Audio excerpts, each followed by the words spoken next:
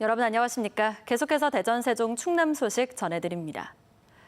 오늘 대전의 낮 최고 기온이 35.7도를 기록하는 등 대부분 지역의 한낮 기온이 35도 안팎까지 오르는 찜통더위가 이어졌습니다. 당진과 아산 등 충남 내륙 일부 지역에는 낮 한때 5mm 안팎의 소나기가 내렸지만 더위를 식히기에는 역부족이었습니다. 한 달가량 이어진 폭염으로 지역 온열 질환자는 300명에 육박하고 있고 폐산 가축은 80만 마리를 넘겼으며 서산 천수만에 내려진 고수온 경보로 수산물 피해도 우려되고 있습니다. 한편 오늘 오전 9시 30분쯤 대전 둔산동 일대 상가와 병원 등 46곳에서 전력선 파손에 따른 것으로 보이는 정전이 발생해 45분 만에 복구됐습니다. 기상청이 관측한 표층 수온 분석 결과 서해 수온이 빠르게 상승하는 것으로 나타났습니다. 한반도 전 해역의 7월 평균 수온은 2010년 이후 해마다 0.34도씩 상승해 1997년 이후 7월 평균 0.14도보다 2.4배 높게 나타났습니다. 특히 서해는 7월 월 평균 수온이 97년 이후 0.17도씩 오르다가 2010년부터 연 0.54도씩 증가해 상승폭이 가장 컸고 8월 평균 수온도 2010년 이후 연 0.45도씩 올랐습니다.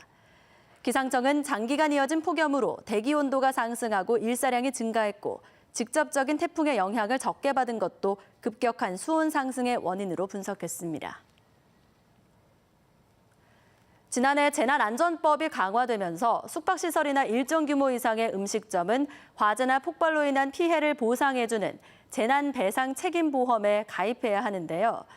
이달 말이면 유예기간이 끝나서 과태료 폭탄이 예상되지만 가입률은 여전히 저조합니다. 김윤미 기자가 보도합니다.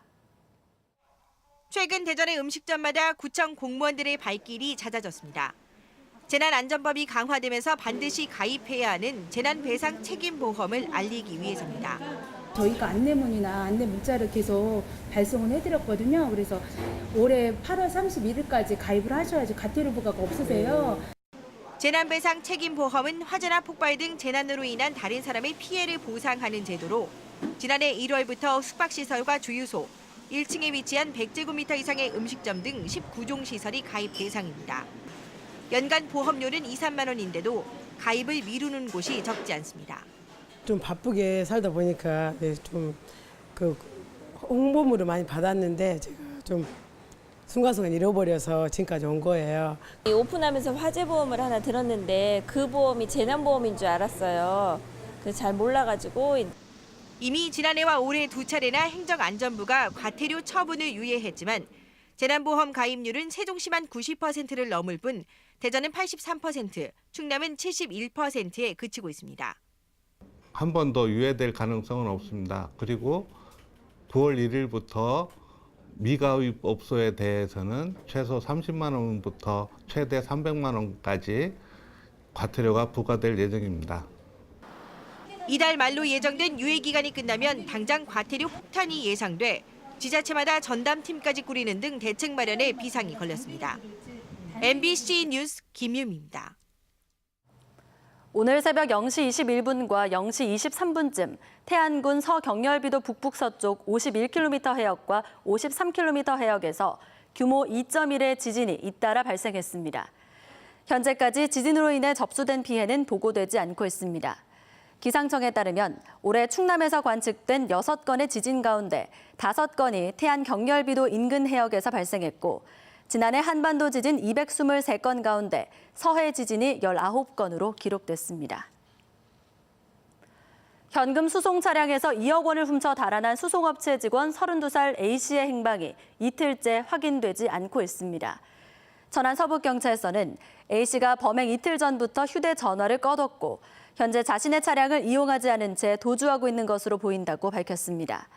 한편 당초 수송 차량에 금고가 없었다고 알려진 것과 달리 금고는 있었지만 금고 열쇠 2개를 직원들이 나눠 가져야 한다는 규정에도 불구하고 A씨가 2개를 모두 가지고 있던 것으로 알려져 보안이 허술했던 것으로 드러났습니다. 한국원자력안전기술원이 한전원자력연료 제3공장의 핵연료 가공사업 허가 심사 결과를 원자력안전위원회에 보고했습니다. 대전시 유성구에 조성하는 한전 원자력 연료 제3공장은 경수로형 발전용 원자로 연료 생산을 위한 것으로 원자력 연료 공장은 1986년과 1995년에 각각 허가를 받은 1, 2공장이 있고 제3공장은 2021년 1월 상업 가동을 목표로 하고 있습니다. 지난달 공개된 심사 보고서 초안은 한전 원자력 연료가 제출한 핵연료 가공 사업 허가 신청에 대해 대체로 적합하다는 결론을 담고 있습니다. 대전시가 오는 22일 에너지의 날을 맞아 밤 9시부터 5분 동안 전등을 끄는 전국 동시 소등 행사를 진행합니다. 이 시각에 대전시청과 유관기관, 사업소는 물론 한비탑과 엑스포다리, 야외 분수 등도 동시에 불이 꺼질 예정입니다.